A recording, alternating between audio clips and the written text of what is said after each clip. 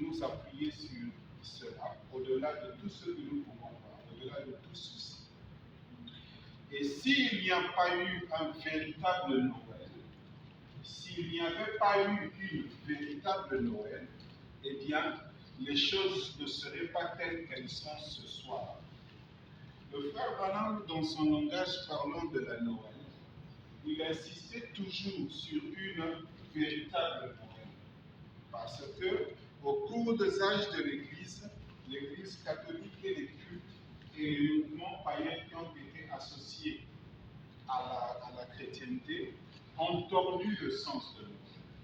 Mais il fait toujours référence à une véritable Noël. Et il poursuit en disant, s'il n'y avait pas eu de véritable Noël, eh bien, les choses ne seraient pas telles qu'elles sont ce soir. S'il n'y avait pas eu de Noël, il n'y aurait pas eu de salut. Donc il est très important, au lieu de faire une simple célébration, remercier le Seigneur pour l'année qui est passée, mais ce sujet de Noël est important parce que sans ça, il n'y aurait pas eu de salut. Et maintenant, nous approchons de nouveau de Noël parce qu'il a prêché ça le 16 décembre. Et nous sommes, je crois, le 8. Et aux approches de Noël, pendant que nous approchons de Noël, c'est dommage qu'on ait changé le sens de cela, sa vraie signification, la naissance de Jésus, au point qu'on dirait que le Père Noël a pris la place de Christ à Noël.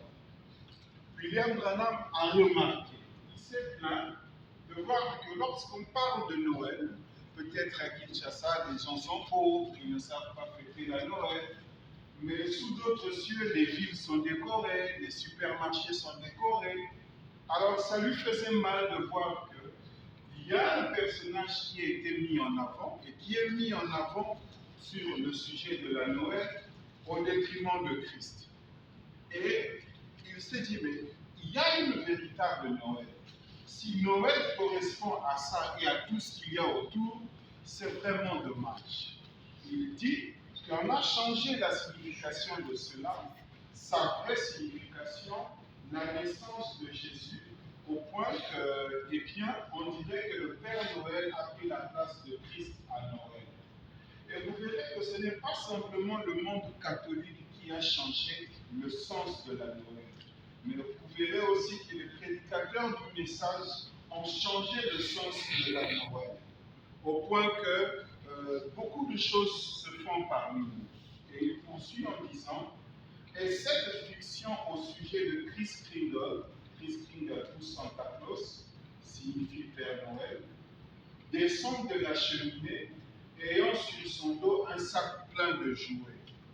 On regarde aussi des films de Noël, on voit une culture ou une fiction, parce que le frère Van dit que cette histoire n'existait nulle part, mais on nous raconte une fiction d'un certain monsieur qui entre par les cheminées des maisons et distribue les cadeaux à tous les enfants au monde en une seule nuit. Et il est choqué de voir que toute l'attention du monde chrétien est tournée vers une fiction, au lieu d'être tournée sur une réalité, la naissance de Jésus et tout ce qui s'ensuit. Et qu'est-ce que fait ce personnage? Descendant par la cheminée, ayant sur son dos un sac plein de jouets, et visitant le monde entier en une seule nuit. Je ne sais pas ce que vous en pensez. C'est très bien si vous voulez raconter ça à vos enfants, mais j'ai appris. Je me suis dit que les Écritures déclarent « tu ne mentiras point ». Et ça, c'est un point très important. Et puis un jour, quand ils découvriront, nos enfants, que Père Noël n'existe pas, ils vous demanderont, Jésus est-il pareil au Père Noël? Parce que c'est une culture qui est vraiment ancrée dans le monde occidental. Nous l'héritons, mais nous ne la célébrons pas comme les Européens et les Américains célèbrent cette chose. Je pense donc pour ma part que c'est mieux, si vous pourriez ne pas être de cet avis. Je ne vous dis pas comment élever vos enfants. Je ne le dis. Mais s'apesantir là-dessus, alors ils diront un jour que peut-être pour l'autre, c'est aussi un mensonge. Il dit, si les enfants grandissent connaissant l'histoire de Père Noël au lieu de celui de Jésus, un jour ils pourront dire aussi que l'histoire de Jésus est aussi une fiction par rapport à ce qu'ils ont toujours vécu et en découvrant que le Père Noël n'est pas une réalité. Branham dit, dites-leur donc la vérité, la pure et simple vérité, et ils sauront à quoi s'en tenir, ce que vous voulez dire. Ainsi, peu importe combien les choses semblent mauvaises, peu importe ce que font les gens là-bas, ça ne devrait pas nous empêcher de faire de Noël ce qu'il doit être. Alors, vous voyez, nous aussi, nous devons chercher à savoir ce que Noël veut dire et que la fête que les autres vont célébrer comme une fête commerciale, une fête familiale, où on se distribue des cadeaux, nous aussi, nous devons savoir la signification de cela. Donc, monsieur, nous voudrions voir Jésus, il va s'étonner que même un prédicateur à la radio, un ministre de l'Évangile, va faire une déclaration telle que si vous enlevez l'esprit du Père Noël, alors Noël va perdre tout son sens. Et c'est ce qu'il raconte ici dans Monsieur, nous voudrions voir Jésus. Il a vraiment été choqué par cela. Eh bien, l'esprit a quitté Noël. A dit quelqu'un aujourd'hui.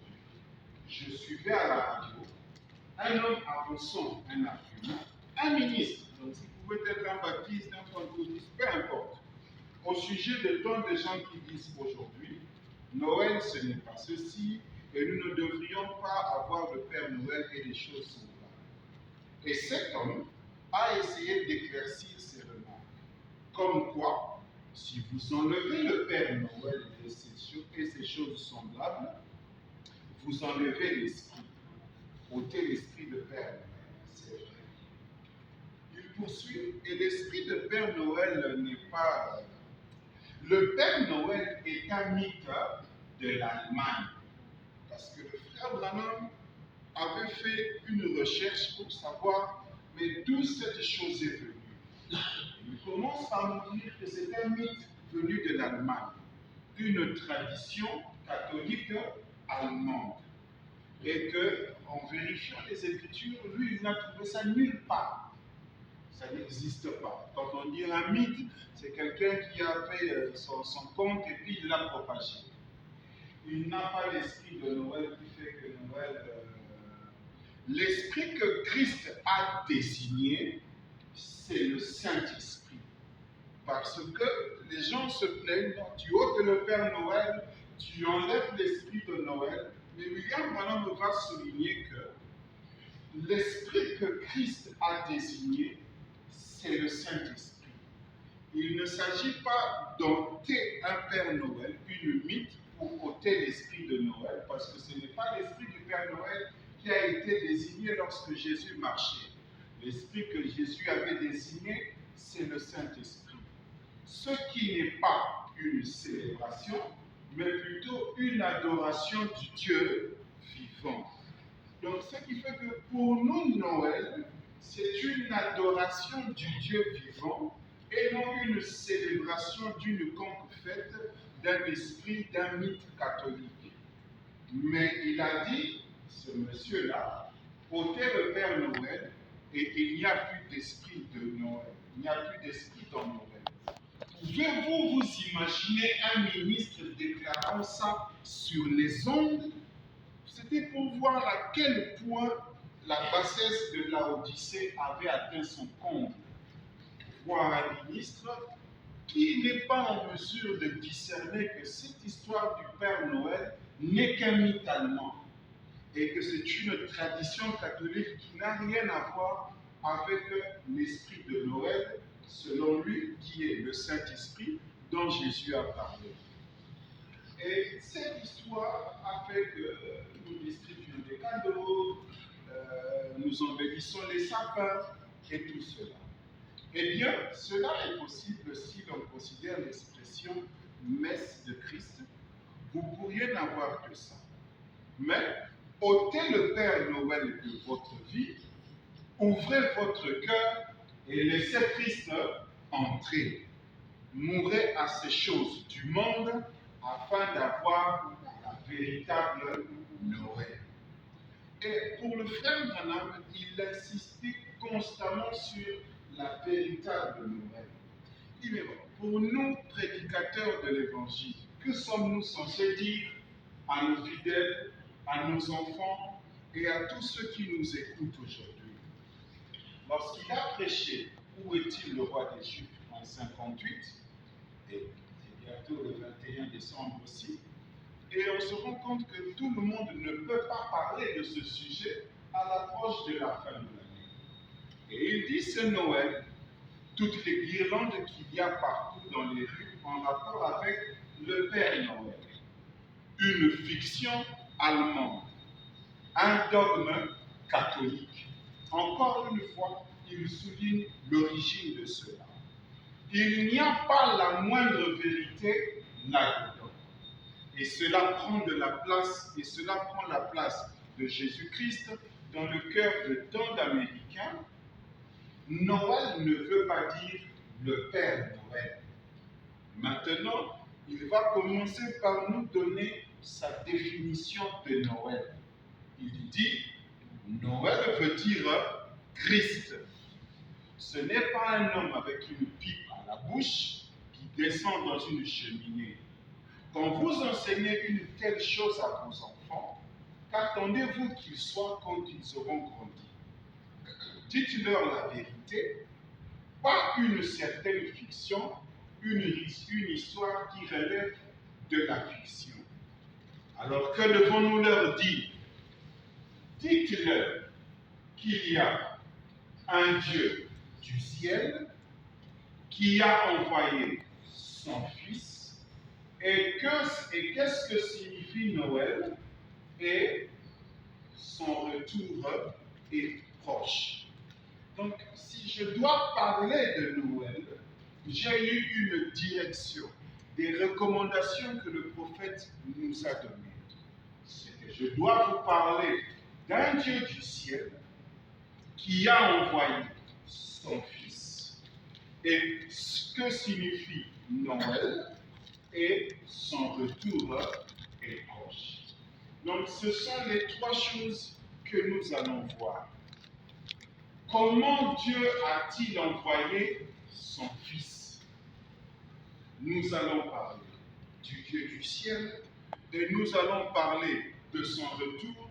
Il dit qu'il est proche par rapport à la déclaration qu'il est en train de faire en 58. Et que signifie Noël? Et c'est cette matière que nous allons voir. Et en voyant cela, nous allons balayer la fiction du Père Noël, nous allons balayer l'idolâtrie qu'il y a autour de la chose. Pourquoi? Parce que nous avons reçu les directives de sur quoi nous allons vous entretenir.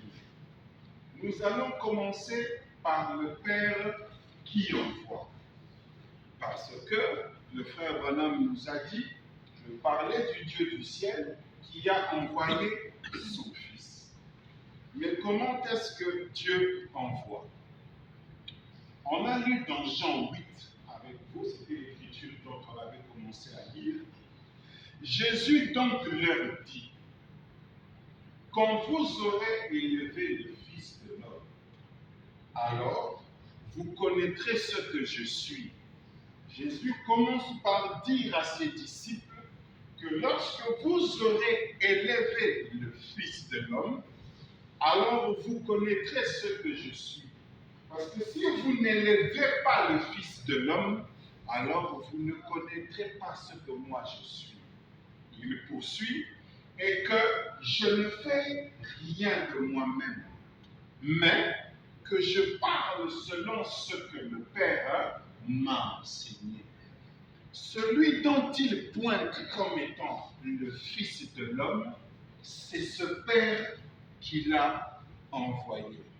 Et il souligne un fait précis, c'est que si tu veux savoir ce que je suis, commence d'abord par élever le Fils de l'homme. Parce que c'est le Père qui m'enseigne. Il poursuit, celui qui m'a envoyé est avec moi. Pourquoi? Parce que William Branham nous dit, si tu veux parler de la Noël, parle-nous du Dieu du ciel qui a envoyé son Fils. À ce moment-là, tu seras en train de parler de Noël. Mais que se passe-t-il? Poursuivant, il dit, celui qui m'a envoyé est avec moi. Il ne m'a pas laissé seul. Pourquoi? Parce que je fais toujours ce qui lui est agréable. Alors nous devons savoir qui est celui qui l'a envoyé, parce que celui qui l'a envoyé, lui Jésus, a fait de son mieux durant toute sa vie d'être obéissant à ce personnage. Maintenant que nous avons lu les déclarations de Jésus, nous allons prendre les commentaires du prophète qui dit, donc qu'est-ce qu'est le Saint-Esprit? Reprenons ce que Jésus a dit, je fais toujours ce qui lui est agréable. À qui? À celui qui m'a envoyé. Il commence, je fais toujours ce qui est agréable à mon Père. Durant toute sa vie, Jésus-Christ reconnaissait qu'il avait un Père. Et c'est ce Père-là qui est le Dieu dont nous devons vous parler et savoir comment est-ce qu'il a envoyé son Fils. En ce moment-là, nous saurons ce que signifie Noël. Et pour finir, nous devrons parler de son retour. C'est ça le message. William Branham, quand il reprend la même phrase de Jésus, il dit, je fais toujours ce qui est agréable à mon Père, je ne viens pas pour faire ma propre volonté, mais celle du Père qui m'a envoyé. Et le Père qui m'a envoyé est avec moi. Et comme mon Père m'a envoyé, moi aussi, je vous envoie. Oh là là, Frère Branham tape 2 fois dans ses mains. Le Père qui l'a envoyé, il était en lui. Le Père qui a envoyé Jésus, il est venu en lui, il agissait à travers lui. Donc nous comprenons que lorsque Dieu vient te donner une commission, lorsque Dieu vient te donner une mission, lui-même prend soin de s'incarner en toi. Parce que ce qu'il te demande de faire ne sera pas facile. Ça va te contredire toi-même.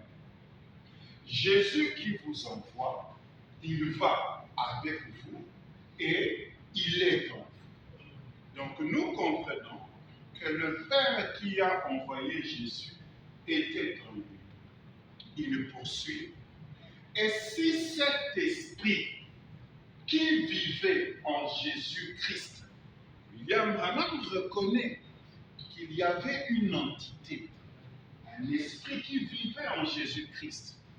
Et il dit, si cet esprit qui vivait en Jésus-Christ lui a fait faire ce qu'il a fait, et l'a fait agir comme il l'a fait, ça vous donne une idée générale de ce qu'il fera lorsqu'il il sera en vous, parce que cette vie ne peut pas changer, elle va passer d'un corps à l'autre. Le problème de cela, c'est qu'il fallait d'abord savoir quel était cet esprit qui était en lui, ensuite savoir qu'est-ce que cet esprit a fait faire à Jésus-Christ, et lorsque cet esprit va changer de corps, vous aurez une idée de ce qu'il fera faire à celui-ci.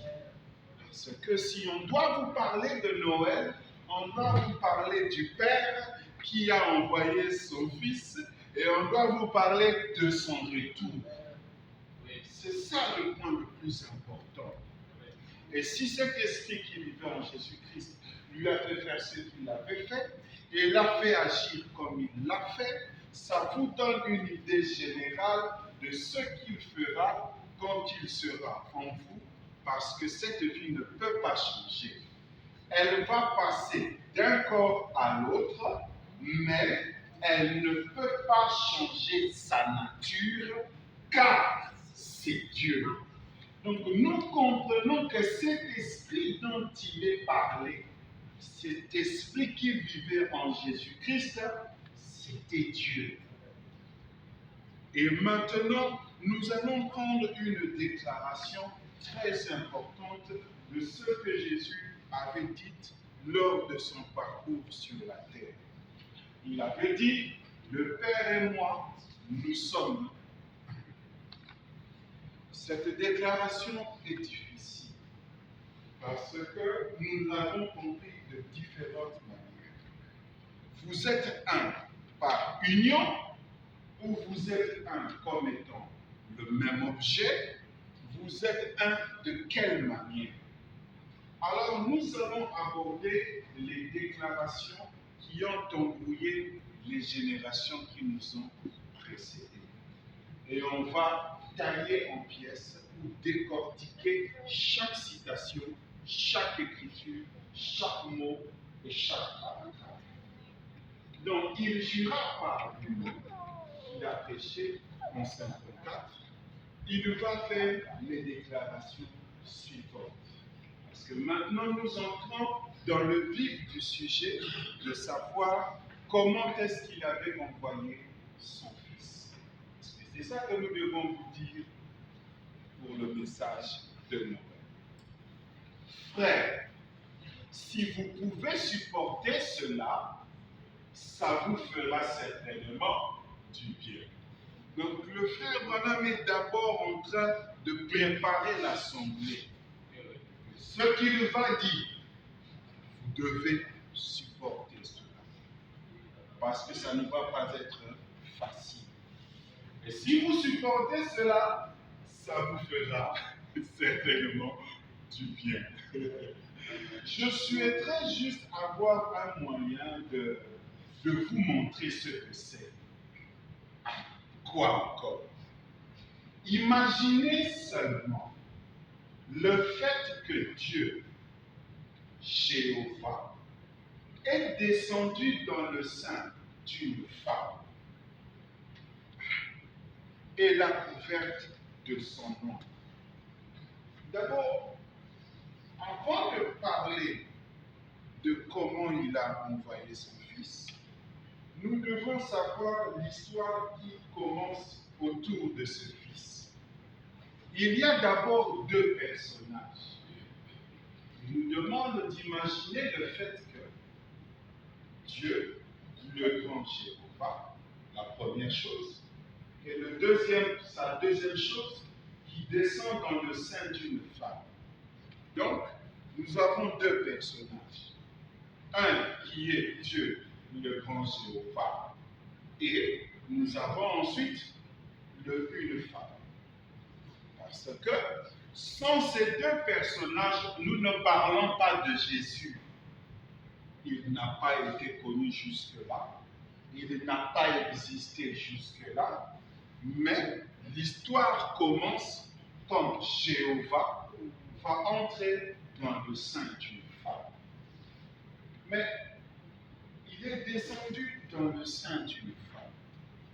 Mais c'est quoi le sein d'une femme? Ce n'est surtout pas sa poitrine. Le sein d'une femme dont il est fait référence, c'est l'utérus de la femme. Parce que c'est dans son utérus qu'elle porte la grossesse. C'est dans son utérus que se développe le bébé.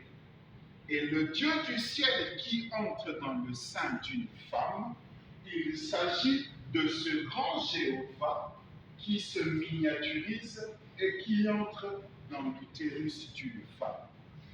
Pourquoi? Parce que c'est à l'intérieur de l'utérus d'une femme que se développe la grossesse, une grossesse, et au bout des semaines, 40 semaines, 20 semaines et ainsi de suite, nous pouvons dire par là qu'une femme a conçu. Maintenant, nous allons entrer dans les détails. Il dit, imaginez le fait que Dieu, Jéhovah, est descendu dans le sein d'une femme et l'a couverte de son ombre. Il est descendu là sous la forme de l'Esprit. Il se trouvait à l'intérieur. Si l'on zoome, nous comprenons effectivement que cette colonne de feu, l'Esprit, le Dieu créateur, est entré dans le sein de Marie, dans son utérus. Mais pour faire quoi?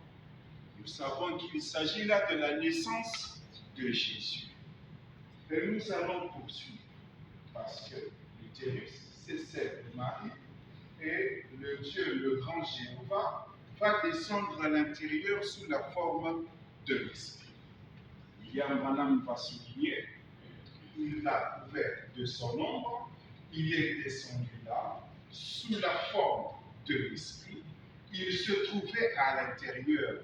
Qui était-il? C'était le Créateur lui-même. Donc, le Créateur lui-même ne se gêne pas, lui qui est esprit, d'entrer dans l'utérus de Marie, mais pour y faire quoi? Nous allons le frère Branham dit. C'est lui qui a créé la femme même dans laquelle il se trouvait. Donc nous comprenons que Marie était une création de Dieu, pas comme s'il l'a pétri avec de l'argile, pas comme si Marie était créée virginalement, non. Nous sommes tous des créations de Dieu par le fait que sa parole ou sa loi de la reproduction nous a amenés à l'existence au travers de nos parents, arrière-grands-parents. Et c'est ça que William Branham est en train de dire, que ce grand Jéhovah est descendu sous la forme de l'Esprit dans le sein d'une femme, et c'est lui-même qui a créé la femme dans laquelle il se trouvait. Donc nous pouvons voir que l'Esprit a pénétré dans son sein. Que se passe-t-il? Dieu s'est fait petit. Parce que c'est ça l'histoire que l'on doit vous expliquer. La naissance virginale, les gens ont idolâtré Marie au point que c'est une déesse catholique. On l'a idolâtré, on a idolâtré son fils. Mais le problème, c'est que les gens n'ont pas compris ce qui s'est passé. Le Créateur lui-même va entrer dans l'utérus de Marie. Qu'est-ce qui se passe? Dieu s'est fait petit. Il est descendu pour entrer dans cette cellule de sang et il s'est mis à créer quelque chose autour de lui. Qu'était-ce? Nous comprenons que lorsqu'il entre dans l'utérus de Marie, c'est pour créer quelque chose. Amen. C'est ça qui échappe. Celui qui est créé à l'intérieur, nous allons le lire. Parce que qui allez-vous adorer? Ce Jéhovah, le grand créateur, ou ce qu'il est en train de créer dans l'utérus de Marie? Il faut savoir ces choses. Qu'est-ce qu'il nous dit? Il entre et il démarre un processus. Et nous verrons que ce qu'il crée est un homme. Et ce qu'il crée va devenir plus tard le Seigneur Jésus qui a marché en terre. Poursuivons. Dieu s'est fait petit, descendu pour entrer dans cette cellule de sang. Il s'est mis à créer quelque chose autour de lui. Qu'est-ce? Voyez ce qui a fait, voyez ce que c'est, ce qui était la cause de cette chose-là au commencement, le sang. La vie était dans le sang. Et c'est ceux qui ont vu la cause au commencement. Dans ce paragraphe, il est en train de parler de la semence du serpent, montrant que ce qui s'est passé dans le jardin d'Éden, c'est que lorsque Satan s'est incarné dans le serpent et qu'il a couché avec Ève, les problèmes du péché étaient un problème sexuel, était un problème de semence, où la semence du serpent s'est retrouvée dans l'utérus de Marie. Ce qui a fait de Marie une femme, de Ève, une femme adultère. Et c'est ce qui a causé la chute dès le commencement. Et c'est là que Dieu va pour régler le problème du péché. Comme le premier est venu par le sexe, comme le sexe a causé la chute, il va aussi passer par le sexe pour corriger la chute. Maintenant, pour ôter cela, Dieu lui-même devait descendre. Et il s'est fait tellement petit qu'il est entré dans le sein de Marie et il a créé cela autour de lui. Quoi? Un mur qui était la cellule de sang. Personne ne le savait. Donc, nous comprenons qu'il entre et autour de lui, il va assembler cellule après cellule. Qu'est-il en train de faire? Il est en train de créer quelque chose. Et ce mur dont on parle, c'est le corps d'un homme. Ce n'est pas le mur au sens littéral de mur. Il s'agit d'un corps humain.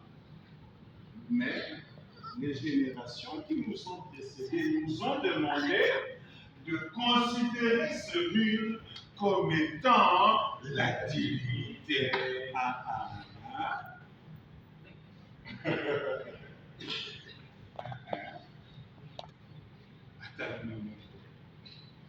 De considérer ces cellules de sang comme étant la divinité. Maintenant, la question se pose, puisqu'il est en train de dire qu'il a créé autour de lui.